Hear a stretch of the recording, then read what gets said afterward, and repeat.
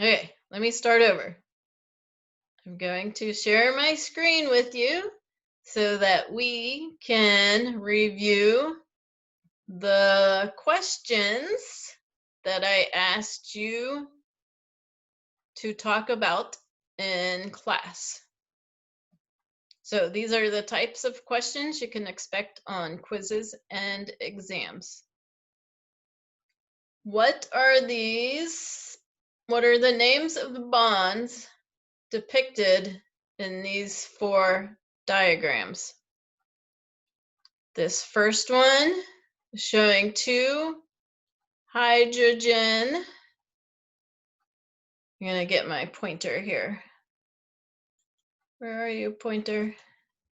There. This first one shows 2 hydrogen atoms. They are sharing electrons.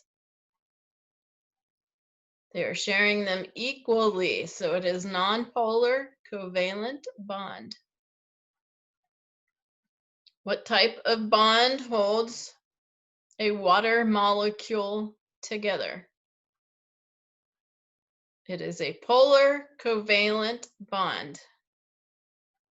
There is unequal sharing. One side is negative, and one side will be positive. Which is the negative part of the water molecule? It is oxygen. What is the positively charged part of the molecule?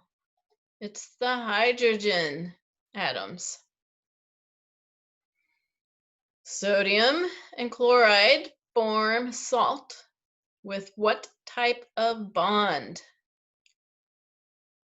An ionic bond. Ionic bonds occur when 2 ions form a bond. What are the 2 ions? Sodium, which is a cation, and chloride, which is an anion. What are these 2 molecules? Water. What type of bond forms between 2 water molecules? Oh, I didn't notice the answer is right here, a hydrogen bond. Okay, so we already talked about these. Question 1 and 2.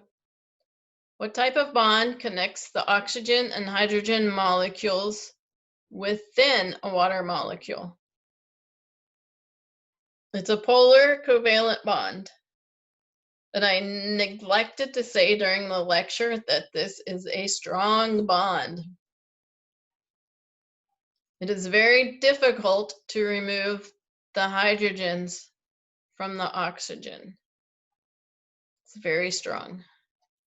What type of bond connects different water molecules to each other? And we said that's a hydrogen bond. And I neglected to say that the hydrogen bond is a weak bond. So we learned a lot of chemistry in the first part of this lecture. Let's learn why it's important. So I think this part will be more interesting. Water makes life possible. There are 5 properties of water that we will discuss. Water moderates temperature. Water can be called the solvent of life. Water has high adhesion and cohesion properties. Water has high surface tension, and also ice floats on water. And look at this diagram. The human body is 72% water.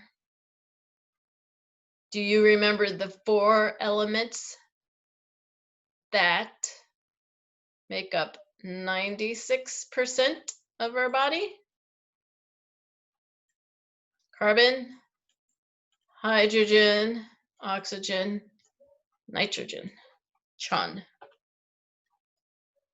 Yeah, let's talk about water moderating temperature. Moderates the temperature of both our body and other bodies, and even celestial bodies.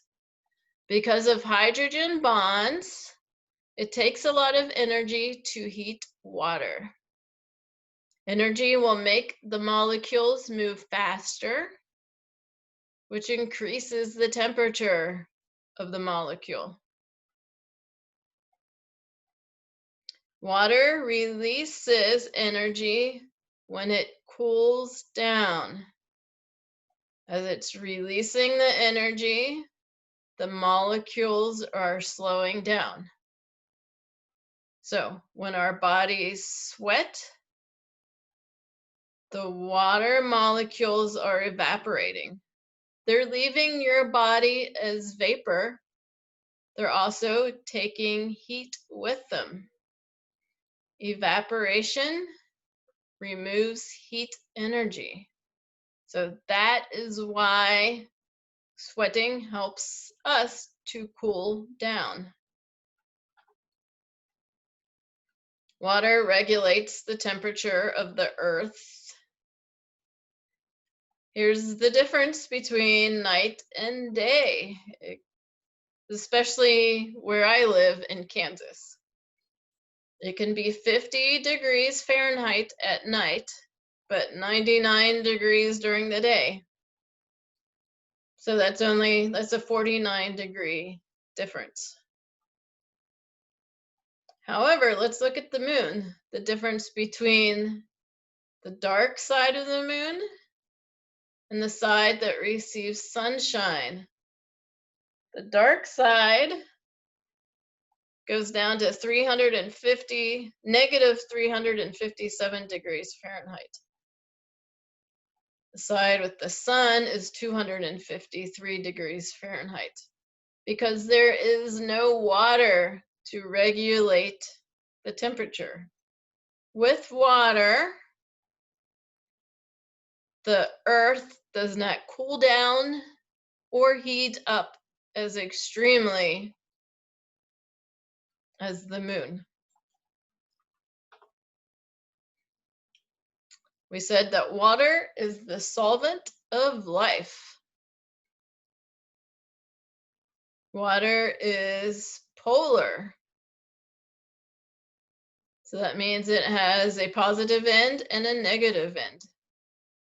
That means it also attracts polar molecules, so it will dissolve them, just like we talked about the salt being dissolved. A solution contains a solvent. So solvent is the chemical or technical term for a liquid. And a solute, that's the thing being dissolved. So in an aqueous solution, the solvent is the water. If we put salt into a cup of water, the water is going to be the solvent because it's going to dissolve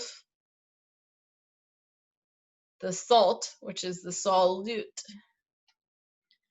The majority of the chemical reactions in your body happen in water. Here is a container of water that has salt in it. Now, this is why we had to learn about those bonds and why we had to learn about atoms and electrons. Oxygen atoms of a negative partial charge will attract the sodium cations. Remember, the sodium is positive, but the oxygen side of the water molecule is negative. The hydrogen atoms, so the hydrogens the white circles, the hydrogen atoms are positive, have a partial positive charge. So they're attracted to this negatively charged chlorine or chloride ion, anion. It's an anion. These water molecules surround the chloride anion, and it separates it from the sodium. That is how the salt is dissolving.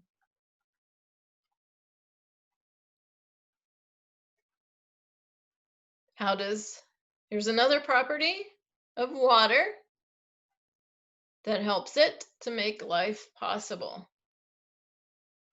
Water has high adhesion and cohesion properties. So what kind of bond connects two water molecules? It's the hydrogen bond. Adhesion is the term when water sticks to other things.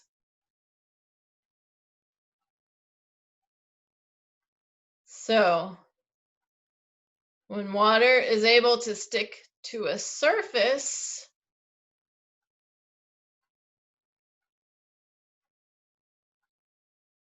it is able to move up within that surface. So if you put a drop of water on your hand, and then you take a paper towel or a towel, you put it on the water is going to get sucked up into that towel. That's because of adhesion, because water can stick to other things. However, cohesion, the word co, means that water can also stick to itself. So if we look within the tree tissue, we see that it's kind of like a straw or a vein. The water is sticking to each other, but it's also sticking to the sides of this tissue. And that's helping the water move from the roots up through the trunk and out to the top. Transpiration is the water evaporating from the leaves, because water is continually evaporating from the leaves, but it also sticks to itself. It's continually pulling more water up through the roots and up into the leaves. So adhesion and cohesion cause water to move through a tree or a plant. Water also has high surface tension because of the hydrogen bonds that attract two molecules of water together. So if we have a drop of water, the hydrogen bonds are attracting the hydrogen molecules together. They're holding them together. And so it's like this drop of water has a surface that is difficult to penetrate. So it can even hold an insect on the surface. The insect's feet cannot penetrate through these hydrogen bonds.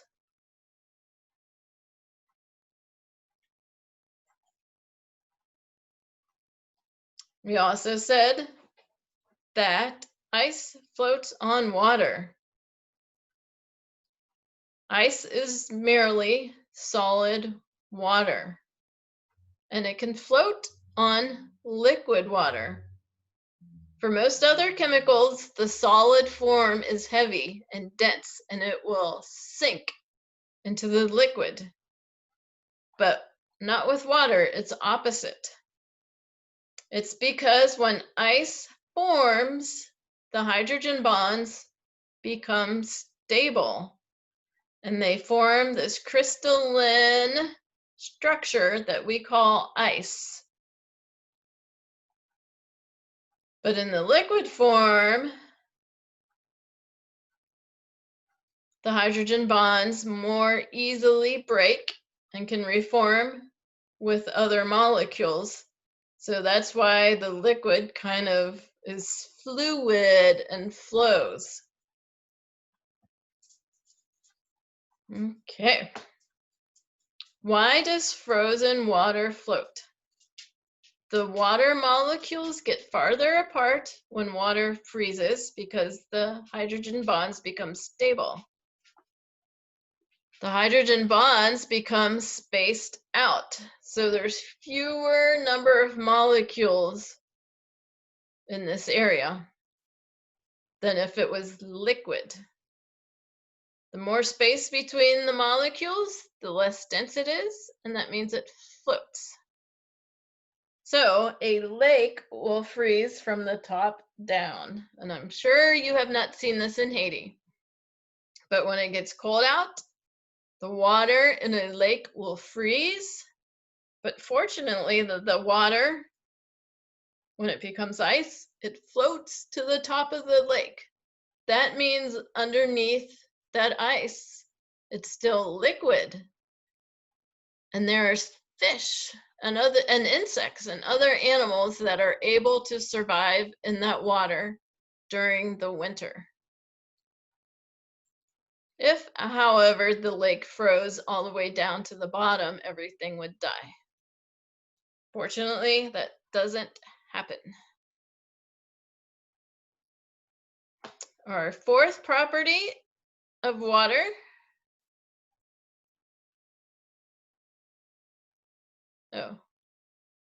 I'm going to pause because my dog needs to go out.